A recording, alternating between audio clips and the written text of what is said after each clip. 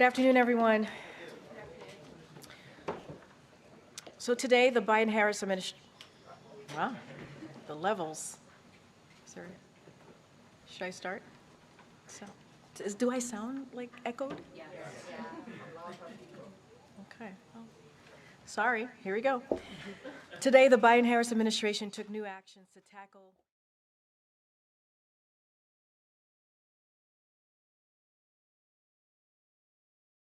have charged extreme overdraft fees, sometimes $30 or more, that often hit the most vulnerable Americans the hardest.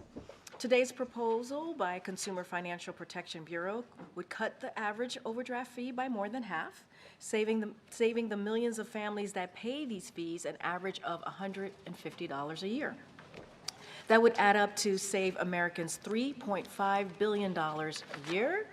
Unfortunately, some Republicans in Congress continue to defend the rights of big banks to exploit their customers. President Biden believes it's wrong that some companies rip off Americans simply because they can, and his administration won't let them.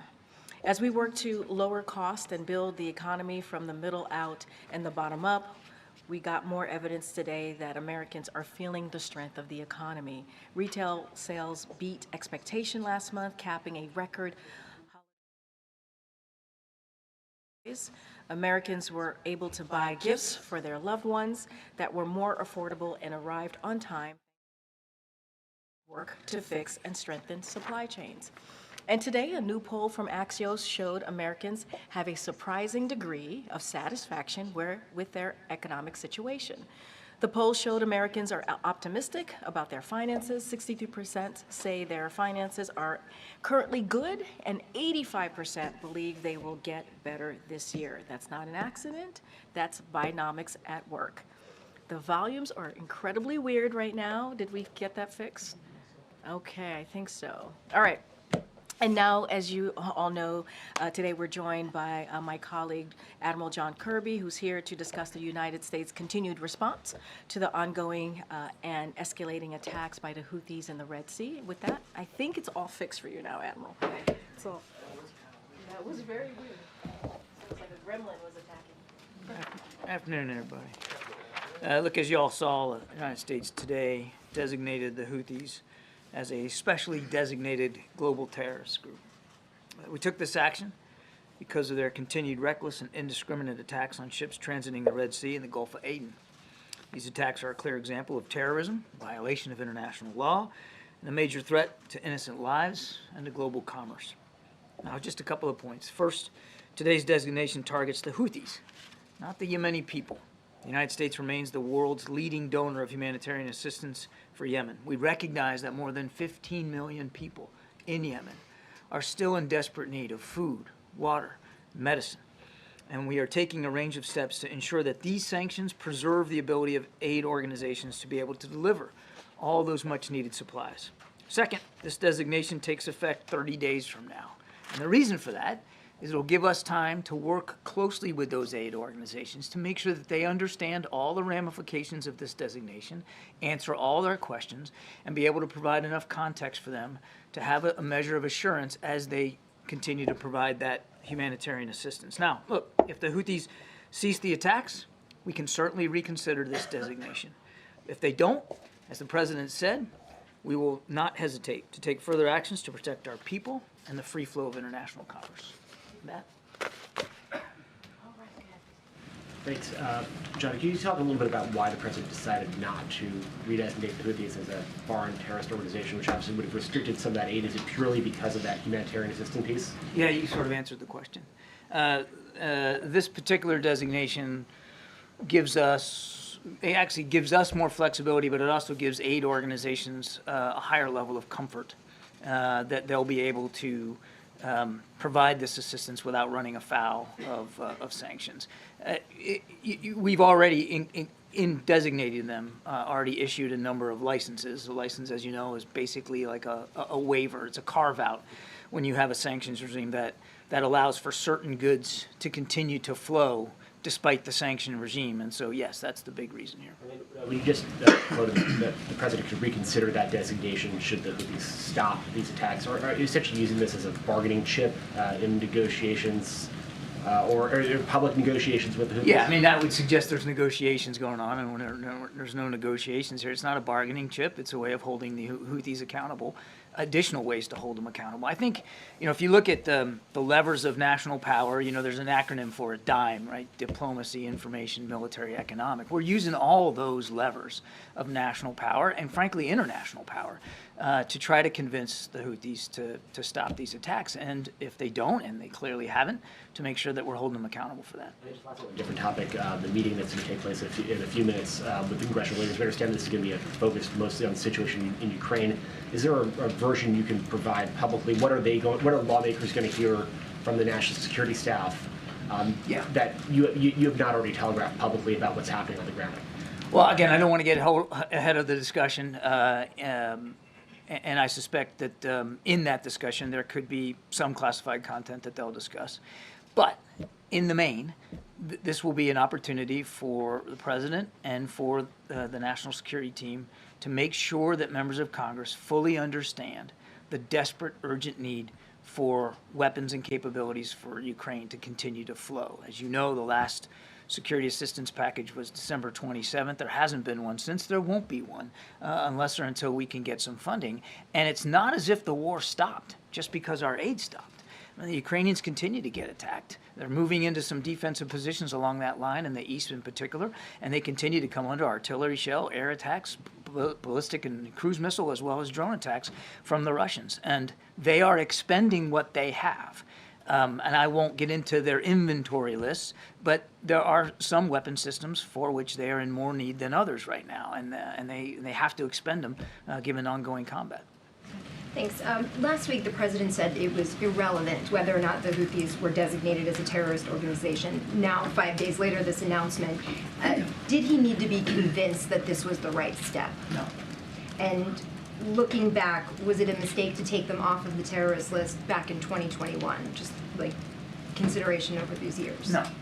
No, again, the previous designation was FTO, Foreign Terrorist Organization, which doesn't have quite the measure of flexibility in terms of humanitarian assistance. And so a big reason why we delisted them literally on day one was to address a dire humanitarian situation on the ground. And as I said today, it remains dire in many cases. The Houthis are more concerned about getting weapons and capabilities and attacking ships in the Red Sea than they are about helping to look after the Yemeni people. Thank you, Karine. The president said last week that a private message had been delivered to Iran about the Houthi attacks. Could you talk a little bit about that message? No, I cannot. What can you tell us about what was communicated to the Houthis? That's the same question you just asked. I'm not going to get into that.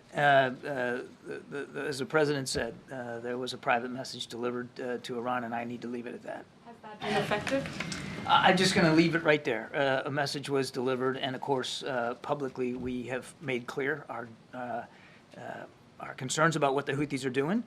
We've made clear the support that we know they're getting from Iran, and we're going to continue to take actions. I would remind, it doesn't get mentioned a lot in the context of the Red Sea attacks, but this administration alone has issued some 500 sanctions, or 500 entities have been sanctioned under this administration in just the last 3 years.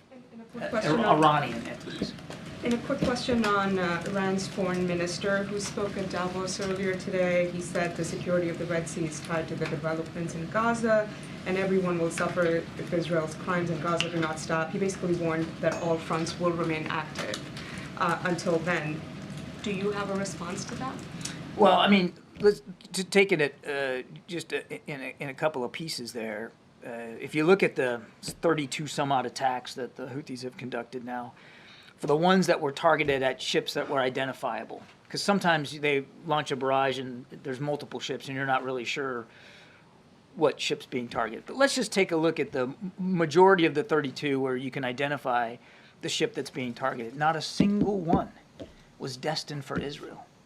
They were all destined for other ports with other bits of commerce. So the whole argument that this is about the war in Gaza, I mean, they're just driving a stake through a straw man. There's nothing there. And as for the quote-unquote resistance continuing, I've said it many times, happy to repeat it. We have national security interests in the region, significant interests, and we have moved additional military resources at the president's order into the region to make sure we can protect those interests. And we mean what we say. And if you doubt it, take a look at what happened just a few nights ago. In his statement on the Houthis designation, Jake Sullivan said that there would be an immediate reevaluation of the designation were they to stop the attacks. Can you just help us understand why that reevaluation would happen immediately? You know, would that sort of risk the potential of them starting up the attacks again if that designation were to be taken away pretty quickly? The thing about sanctions designations, that they are a pliable form of economic pressure. You can scale them up, you can scale them down, you can lay them on, you can take them off in a fairly simple way. So Jake's right. As I said in my opening statement, if they choose to stop these attacks, then we certainly have the option at our disposal to remove this designation that we just issued.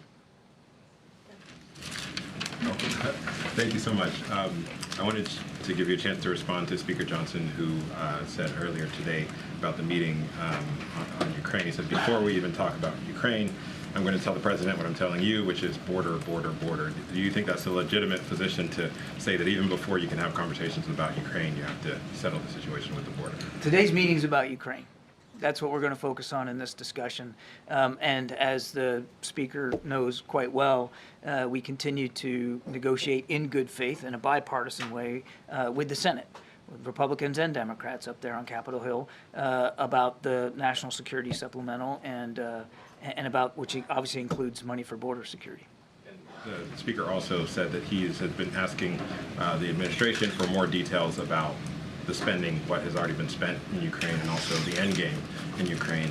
What kind of message can the president deliver to the speaker? He says he hasn't gotten the answers that he's looking for in terms of how Ukraine should not become another situation like what He'll get an opportunity to ask all those questions today at the meeting, and I'm sure our national security team would be happy to help give him the context that he says he's not getting. I would remind that since the beginning of the conflict in Ukraine in February of 22, we have provided multiple classified and unclassified briefings to members of Congress.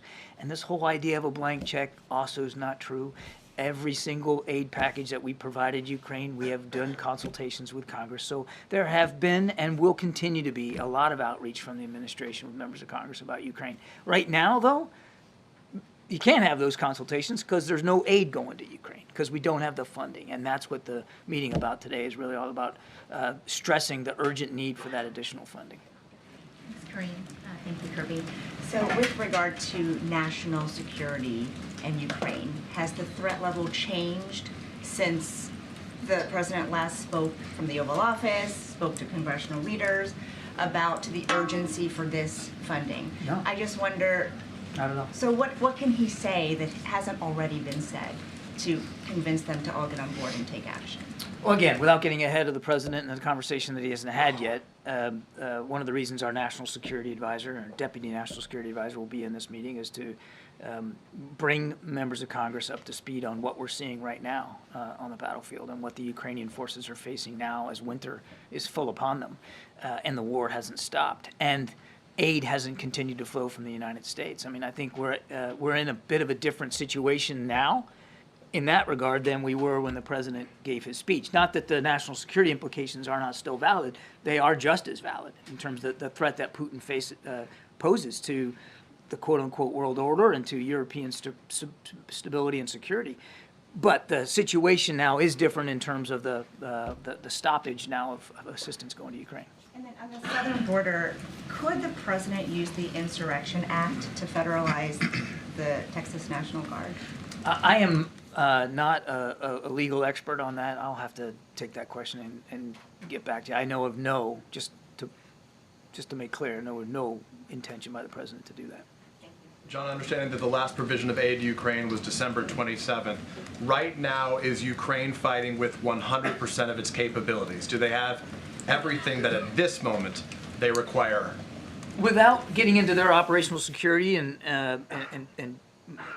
letting the Russians know what they have in their inventory, Peter, what I can tell you is that, as I said earlier, there are certain types of munitions, certain types of weapons that they are expending at greater rates than others. So we can't Given the- communicate that they've run out of given the anything threat. because you don't want to give away any. I'm not going to give away their disadvantage. inventory list, but I'm not going to pull any punches here. They are still going through artillery shells and HIMARS rockets and air defense capabilities at a pretty advanced clip, depending on what they're facing on the battlefield. And so their inventories are running lower without question. Shalonda Young said, and I think it was December 5th in her letter, she said that we are running out of money and out of time. Should this be measured by Americans understanding the urgency as an issue of days, weeks, or months? It would depend really on the kind of system we're talking about, Peter. I mean, there are some munitions that they have ample stores enough to get them into, the next couple, 2-3 months. There are others where they don't have that kind of time, and a lot of that depends on what Russia does and what they have to defend against. One of the key capabilities right now for them is air defense, because the drones and the missiles keep flying from the Russian side, and they're not stopping. So air defense is definitely one of those critical capabilities. Just a quick follow-up on the conversation that started here yesterday. We've been asking about the Houthis now. Defense Secretary Lloyd Austin, fortunately, is now recovering. He's no longer in the hospital. He and the president last spoke one-on-one December 6th. The last it was publicly read out. They shared a conversation that took place on December 9th. There have been at least 3 separate strikes, the 11th, the 12th, and the 16th, against the Houthis in that time, a time during which the two haven't spoken. So our understanding is they haven't shared a call, at least dating back to the 9th, for more than a week. Is that normal that he wouldn't speak to the defense secretary with 3 separate operations in the course of that time? My dates are messed up, but I know the last time they spoke was last Friday. Was last Friday. Just this past So Friday, a few- whatever days ago that was. Yeah. Okay, so more recent than we had publicly Yeah. heard. Fine.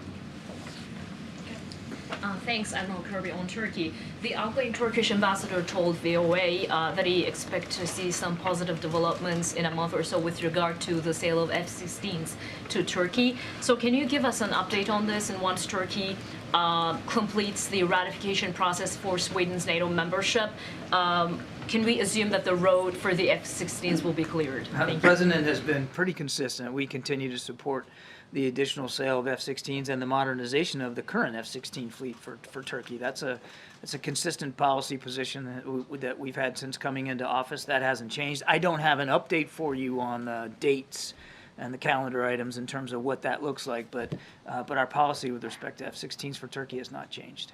And if I may, on Ukraine, there is still $4 billion in the PDA and for Ukraine, and I was wondering if, given the fact that the negotiations on the border are not moving, is it possible to use that authority now and replenish American stocks later when the Congress approves the supplemental budget? First of all, I would disagree with the notion that the talks are not moving. As I just said, we believe those conversations with the Senate in a bipartisan way are making some progress. And on the real central idea of your question is this replenishment authority. And yes, there's additional funds authorized under PDA, but there's no replenishment authority funds to go with them, to back them up. And that's why we don't have any additional ability to provide security assistance for Ukraine, because there's no replenishment authority built in. Thank you so much. On Ukraine, I had a follow-up to Peter's question. Are you saying that the stoppage of U.S. aid already has an impact on the battlefield, in the sense that Ukrainians are refraining from certain moves or are not doing stuff that they would do if they were, assured of continuing assistance? And maybe another one more specific. While he's trying to secure additional funding, does the president wish that European countries would do more themselves to support Ukraine? And more specifically, has he asked Germany to supply long-range Taurus missiles to Ukraine? I'll let Germany speak for what they will or won't provide Ukraine. We are grateful for the support that more than 50 nations continue to provide Ukraine. And each nation gets to decide for itself what that looks like as appropriate. I mean, these are sovereign decisions. And there's been tremendous international support for Ukraine. But look, they're going to look at us too.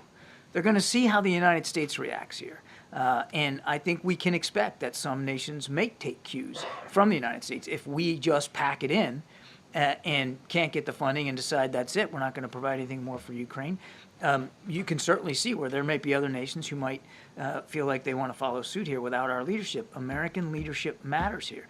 On your first question, I certainly won't speak for Ukrainian military commanders and what they are deciding to expend on the battlefield or not, but you can, I certainly wouldn't be surprised if they aren't making battlefield decisions right now that are affected, those decisions are affected, or I should say informed by, the uncertainty as they look to the West, as they look to the United States for additional support.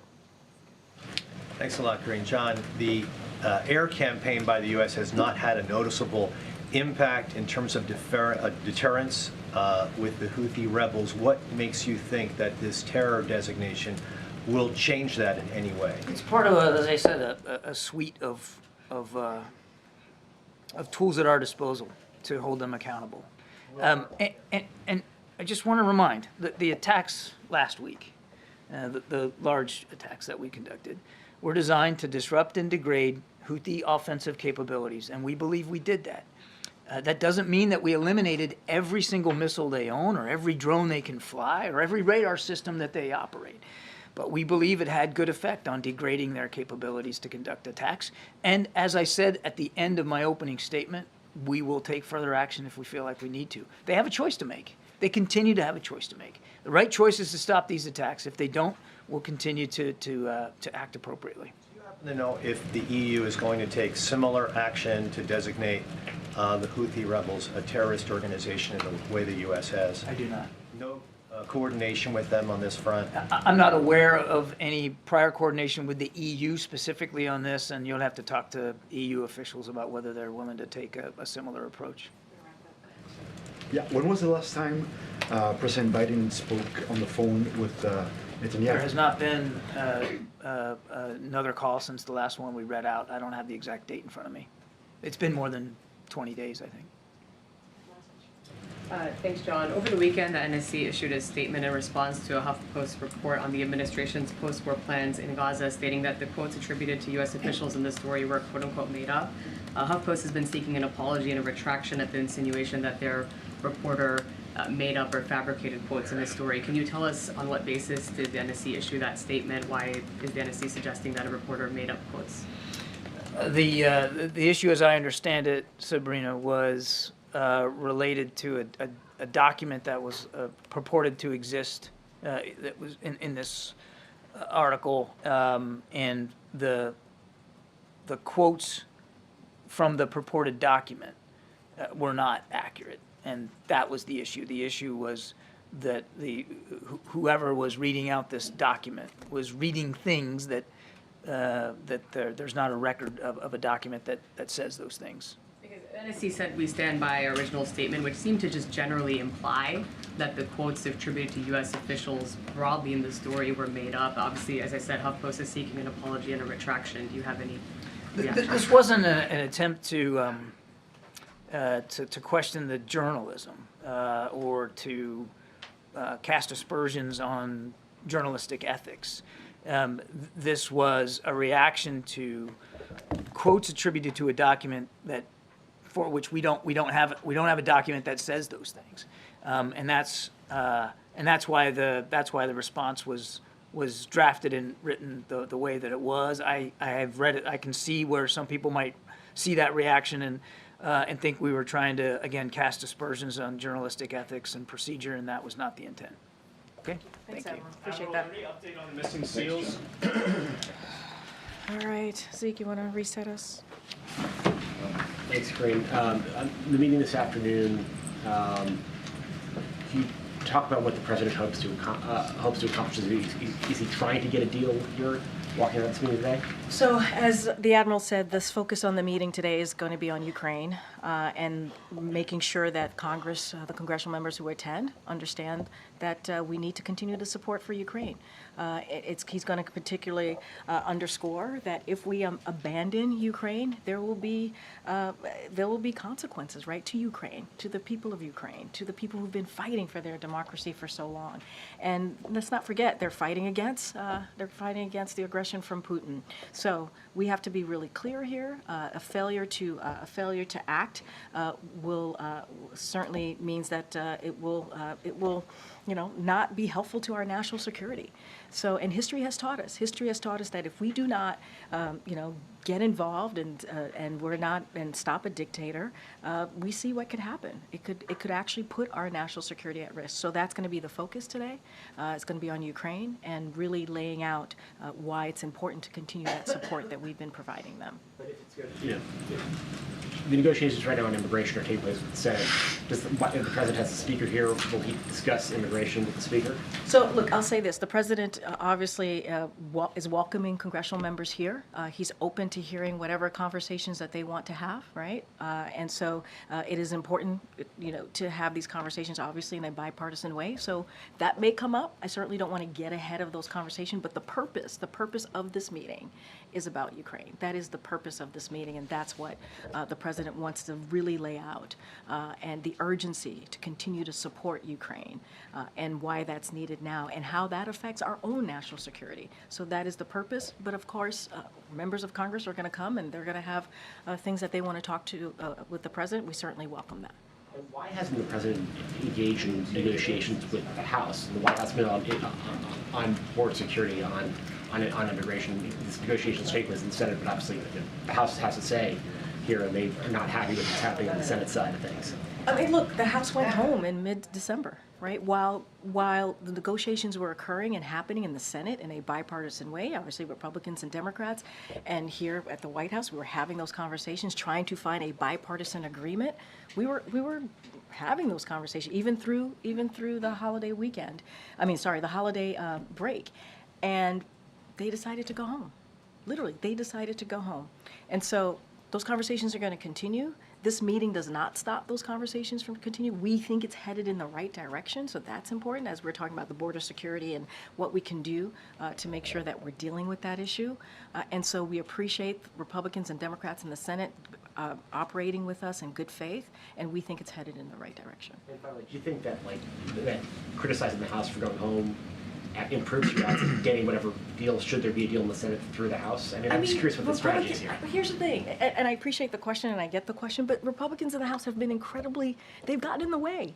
They have gotten in the way when it comes to border security. They have gotten in the way and actually voted on pieces of legislation to take away some of the law enforcement, the CBP, right, at the border. That's what they voted on back in May. So we want to work with them, but they've been very clear where they stand. So look, the president is looking forward to having a conversation with members of Congress, obviously here with his own national security team, with other members of his team here. They're going to talk at 3:15, and he wants to really lay out the importance of Ukraine. He's always willing to hear out members of Congress on what they want to discuss. But we've been very clear. The Republicans in the Senate have wanted to work with us. They're talking through us, negotiating, trying to find a bipartisan agreement. And that's the way to move forward. Kadwisha. Karine, to follow up on Tulu's question, Kirby, Speaker Johnson has made clear that they're not even going to talk about Ukraine until the border is addressed. And he's made clear that it's HR 2 or bust. So how's the president going to navigate that in today's meeting? He's not the only congressperson in the room today. He's not. He's not the only person that's going to be in the room. There'll be other congressional members. The president has been really clear. He wants to talk about Ukraine, the urgency of making sure we continue that assistance to Ukraine, what that means, not just for the broader world national security, but also for us. And so Speaker Johnson is not going to be the only person in the room. And so, look, but obviously, the president's going to bring people together. He wants to hear from folks, and so he's willing to hear what these congressional members want to talk about. But the purpose of this meeting is to talk about Ukraine. What can you get done without Speaker Johnson and I'm not saying we Republican can't, support. I'm not saying that, I'm saying he's not, you're saying if he wants to talk about something else, like border security, how can the president manage the conversation? There will be other people in the room, and I think folks understand that there is a national security importance of having this meeting. That's why the president is bringing folks together, and not only that, let's not forget, they're gonna hear also from his national security team as well. Some people who won't be in the room are members of the press, and in the past meetings with congressional leaders have been open. Is there a reason why today's is closed? So look, we'd had a similar meeting back in October, as you know, and so that was an important meeting about national security, the supplemental as well, and so that occurred. Look, not all meetings are public or have a press component. The president, as you know, has a long track record in Washington D.C. of bringing folks together, getting a bipartisan deal, and so he wants to make sure we get straight to work. He wants to make sure that we have this really important conversation. He wants to get straight to it. We expect some members of the Congress to go to the sticks after their meeting, so you certainly will hear directly from them, and we will have a readout as well of the meeting. So there'll be an opportunity to ask questions of the members. They'll be at the stick, and then you'll hear directly from us as well. Thank you. To follow up somewhat on Leija, also House Speaker Johnson said today, I mean, he seemed to throw cold water on the Senate border negotiations when he said, I don't think now is the time for comprehensive immigration reform because we know how complicated that is. You can't do that quickly. How will the president receive that message today if Johnson says this is too complicated to do right now? Making sure that we take care of our border is not too complicated. It's not. It's not. If people come together in good faith, as they've been doing in the Senate, we can get this done. We can get this done. And let's not forget, the president actually put forth a comprehensive immigration proposal almost 3 years ago. Almost 3 years ago. We had 3 years to work on something. If that was what the Speaker Johnson is concerned about, we had 3 years to work on it.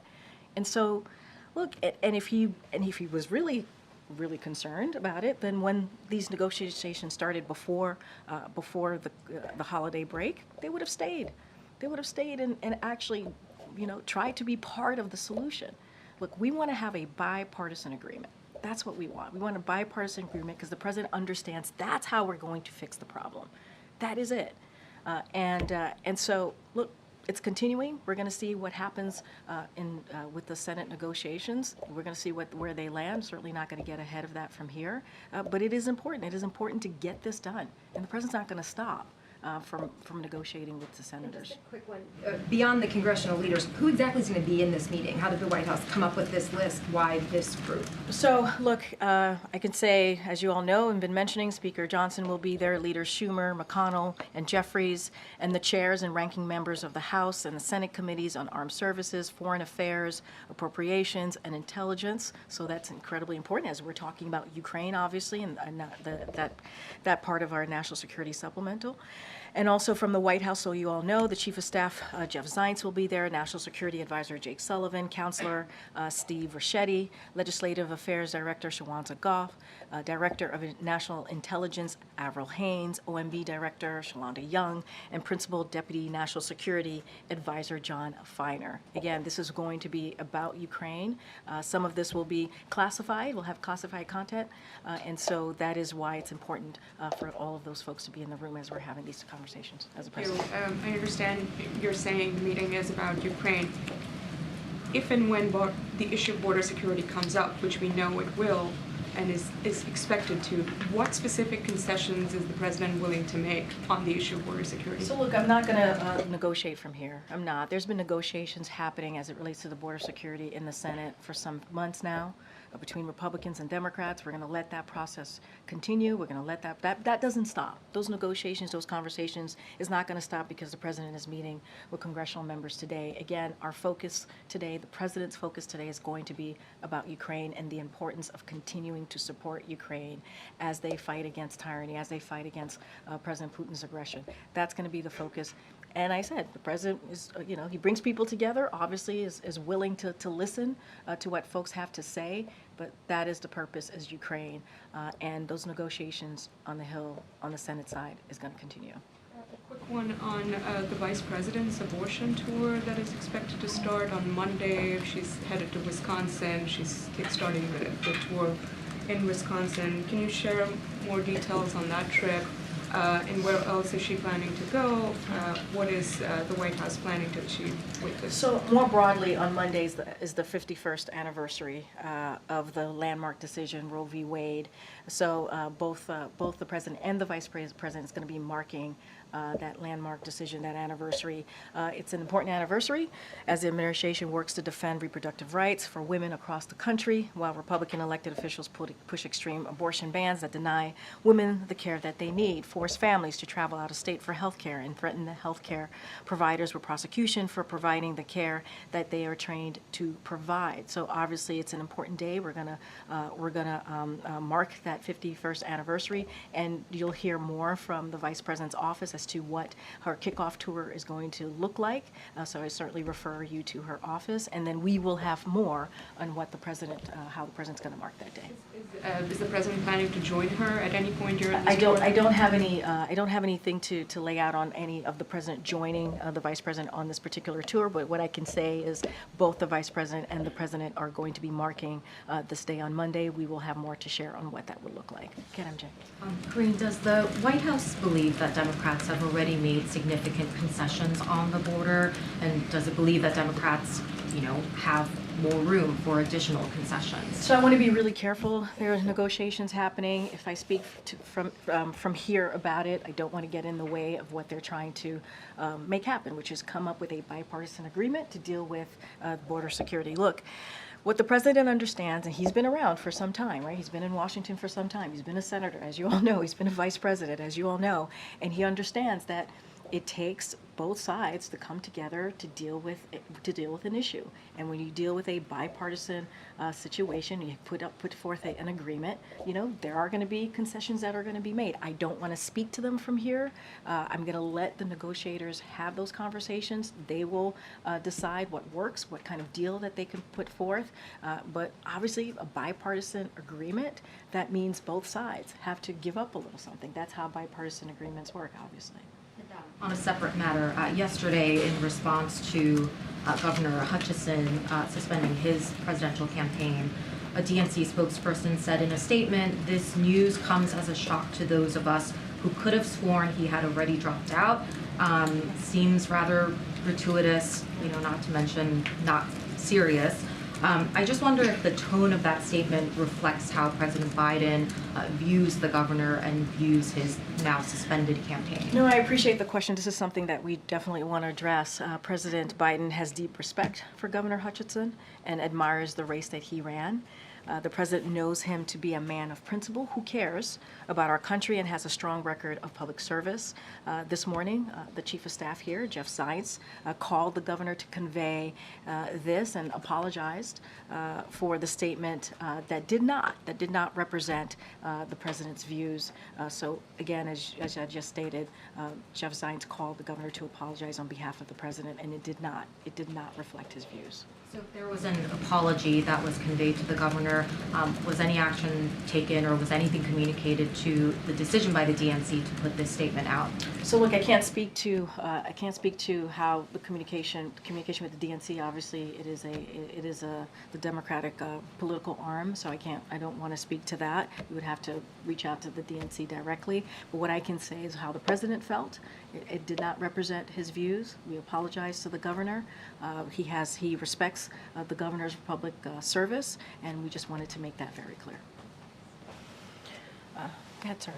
Yeah, another question on the border. Why hasn't the vice president's root causes strategy made a bigger difference in lowering the number of people who've been apprehended at the border? Well, look, the vice president's, what she's been able to do is meet with leaders in the region and talk about how do we, to your point, the root causes, how do we deal with what's happening in those said countries, and offer up any support that we could offer up. But look, it's not just the vice president here or this president or this administration. When it comes to immigration, it has been a problem that has existed for decades. For decades, this system has been broken way before this administration stepped in. So the president took this very seriously. The the first day of his administration, he put forth policy ideas, legislation, in a comprehensive way to deal with this issue. And so now, I think what's really important, and we can't miss this, right? Now there is an actual conversation, negotiations happening in the Senate, in Congress, in a bipartisan way to figure out how to deal with border security. And I think that is the most important thing here, and we feel like it's going in the right direction. Did that particular strategy, though, was it too narrow? Did it fail to anticipate What strategy? The root causes strategy? No, not at all. Not at Three all. countries No, when we but know no, now wait, that the migration's hold on. coming. There's root causes. There's dealing with a broken system, which is why we put forth a immigration proposal that deals with policy and funding. And so now we're having those conversations in Congress, and I think that's really important, and that's what we're hoping. We're hoping that we can get to a place where we come into a bipartisan agreement, and that's going to be the focus. Another question on the border. Can you sort of talk about how the president views humanitarian parole for asylum seekers? Does he believe that asylum seekers should be able to stay in this country until their cases are heard? Look, I want to be, and I get the question, I just want to be super careful here because I don't want to get into what's being discussed in Congress. So I'm going to, not say anything beyond what I have said. Is like there's negotiations happening. There's going to be different policy components that are going to come up, obviously. They're going to come up with an agreement here that both Republicans and Democrats agree on the Senate side, and then we hope that we can really deal with this issue. I just want to be super, super mindful and not get into specifics and policies. The basic principle of someone seeking asylum, does the president believe they should be able to if they have legitimate concerns? Obviously, we've been very clear about that, but I just want to be super careful. I don't want to go into a rabbit hole about each policy and what the president supports or believes in, because there are negotiations happening. And my last question, just Speaker Johnson says that he wants the border to be completed as one of his stipulations in this deal, or the border wall to be completed as one of his stipulations. What's the White House's response to that? We're having a bipartisan conversation in the Senate about how we deal with border security. Going to leave it there and let the Republicans and Democrats who are actually coming to the table in good faith and have been doing that for months, which we appreciate, and we think it's headed in the right direction. We're going to let them have that conversation. Thank you, Karine. Why are you repeating this false claim that Republicans voted to reduce the number of Border Patrol agents, even though the Washington Post gave the administration 3 Pinocchios for that? So we don't believe it's a false claim. Our statements were very direct here. Last year, House GOP voted, and not only did they vote for it, but they touted their Limit, Save, Grow Act. That's the act. Well, And they vowed that it would never affect Border Patrol. They voted for and touted it, right? This is an act. And this would have forced the elimination of 2,000 Border Patrol agents. That's what this act that they touted, that they voted for in the House. So that was their proposal, and that was what they voted for back in May. They clearly stated at that time that Border Patrol, also veterans' benefits and entitlements would never be impacted by any of the reductions. And also, the bill never had any appropriations in it. So this claim that you guys are rolling out, it's the White House applying White House math to a bill that never had any appropriations. And moreover, the administration or the members in Congress who put this together vowed that it wouldn't affect these things. So the reason I ask is because it's just to voters, don't you think they know the difference between what is a truthful statement and what is spin? And is it insulting to them at all to keep saying it when it's just not true?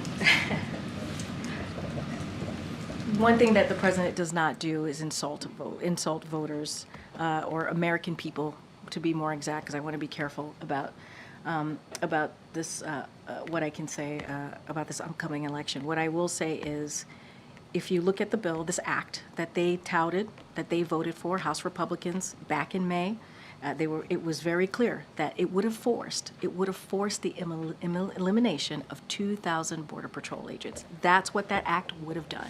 We were very direct about that. We were very clear about that. This is what they touted. This is what they put out there. This is what House Republicans voted for. I mean, that's where they are. They have gotten in the way every time we are trying to deal with the border. House Republicans have gotten in the way. So we appreciate the bipartisan conversation that we're having with Republicans, let's not forget, with Republicans in the Senate, that's why it's bipartisan, and Democrats, on dealing with the border. House Republicans get in the way. They wanted to literally eliminate 2,000 Border Patrol agents in this particular act that they touted, that they voted for back in May. Notwithstanding all of the fact checks on that, if you're saying that, the White House, the president doesn't want to, insult the American people, will the administration then amend its separate statement that imply that Texas officials were responsible for the deaths of 3 migrants when, in fact, they had nothing to do with it? They had already been dead for an hour by the time Mexico told anyone in the U.S. about it, and the administration admitted as much in their court filing. They acknowledged that in their court filing, but the statement from the White House implies that Texas was responsible, and a number of outlets were forced to issue corrections and editor's notes because of that White House statement. So will the White House amend that statement? So let's be sensitive here. 3 people died. 3 migrants died. 2 children and a woman. That was devastating. Devastating situation, heartbreaking situation. So let's be really mindful of what we're talking about here. I want to take a step back and just as you're talking about our statement, look, as I mentioned, a woman and 2 children died. They drowned near Eagle Pass, which is, as I said, devastating, and that Texas officials blocked Border Patrol from accessing the area. That's what was happening at that time. Our statement is consistent with DOJ's filing. As the DOJ filing said, there was an ongoing emergency situation that Border Patrol was blocked from accessing. There were other migrants in the water as well. But I'm just saying there was an ongoing. The White House statement the White House statement says that Texas officials blocked U.S. Border Patrol from attempting to provide emergency assistance. There were other migrants in the water. Then why wasn't that included in the statement? There were other migrants in the water. That's what you were referring to. Our statement is very much consistent with DOJ filing. Anything else specific you want to know about that, I would certainly refer you to DOJ. Okay, Peter. 3 college students, Palestinian college students, were shot in Vermont in November. I know you're aware of that. Yeah. Nearly 2 months have passed since that time. They're speaking out publicly now for the first time. Has President Biden or this White House spoken to those individuals or their families in the period since? First of all, obviously we offered up our sympathies, and obviously we're devastated to hear about this, and it's glad to hear that they are recovering. We don't have any readouts to give you on any conversation that we've had with these 3 students. Be the president, obviously, and other members of the White House have spoken with regularity with those who have been held hostage in Gaza, recognizing the circumstances are very different. Nonetheless, the White House does reach out to individuals of all sorts of communities, certainly marginalized communities and circumstances not too dissimilar from this. So why wouldn't the White House reach out to these individuals? It's a very good question. I just don't have, it could have happened. I just don't have a readout to share with you at this time. Even without a readout, could you just confirm to the press corps at some point if it did happen so we can be accurate, and if it didn't, just let us know? Absolutely. Happy to let you know, but it's hard for me to say, to confirm or not if they We'll wait for your confirmation either way. Absolutely. Thanks, Thank Peter. you. Appreciate that. Okay. I think I have one more that I can go to. Go ahead, Owen. I haven't called on you in a while. Way in the back. Karine, good afternoon. Good afternoon. By any chance, is the White House following the trial in Hong Kong of pro-democracy advocate Jimmy Lai? So the U.S. strongly condemns the prosecution of pro-democracy advocate and media owner Jimmy Lai in Hong Kong under the PRC-imposed national security law. The U.S. renews our call for the immediate and unconditional release of Jimmy Lai, who has been in prison under Hong Kong's national security law. The United States will continue to closely monitor developments with this and other prosecutions under the national security law. He's convicted, and many call this a sham trial, and that his conviction is virtually guaranteed from the outset, and he's still got weeks to go this trial. But if he's convicted, I know you don't have a crystal ball, but what will the president do in that likelihood? I don't want to get into hypotheticals from here.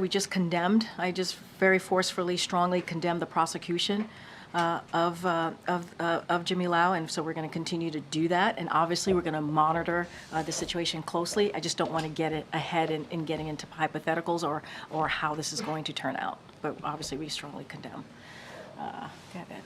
Thanks. I want to ask you about ships being redirected around the Red Sea. Freightos tracked shipping costs and found that the ships going to Europe, the weekly cost for containers going to Europe are up 386% from last October.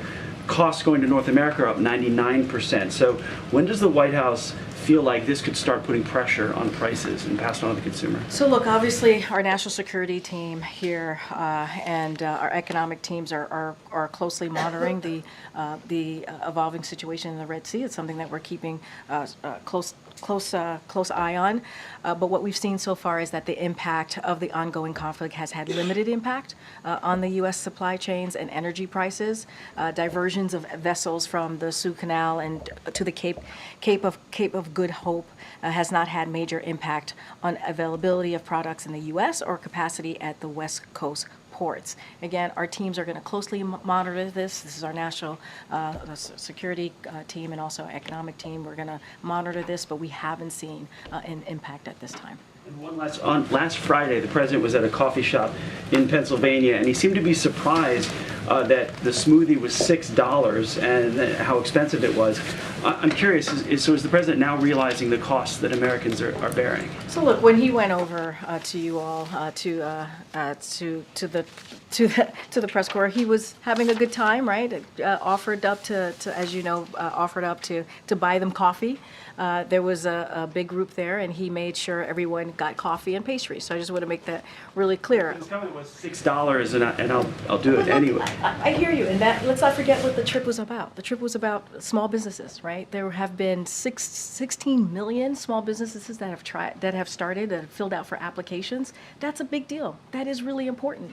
What that means is that they have the confidence, small businesses, folks who are starting them, have the confidence in the economy to start a business. And that is, I think that's also really important, too. And the president was able to do this, or we've seen Americans able to start, file for applications to start small businesses because of the American Rescue Plan. By the way, no Republican voted for that. And so it's gotten the economy back on its feet, and also given the confidence for small business owners to start, all right, for people to start a small business. 16 million applications that we have seen. And so I think that's important. And look, you know, Republicans don't want to do that, right? They're not interested in that at all. They're not interested in fighting Big Pharma. They're not interested in making sure that we're lowering healthcare costs for the Americans. They're not interested in that. That's why they didn't vote for the Inflation Reduction Act. That's why they didn't vote for the American Rescue Plan. And so that was the point and the important part of the president going there to Allentown. And I think it was a good trip, and you all saw that. So expensive. He was joking around. He was certainly joking around with the press corps. You know that. He offered to buy coffee. That's what he did, and pastries. But I think the most important thing about that trip is that he was able to visit a small business. He was able to talk about how this administration, because of Bidenomics, because of the economic policies that we put forward, that we are seeing now a historic number of small business applications. And I think that's important. They have the confidence now. To start their small business. Thanks, everybody. We'll see you out on the road in North Carolina tomorrow. Thanks, everybody. Thank you.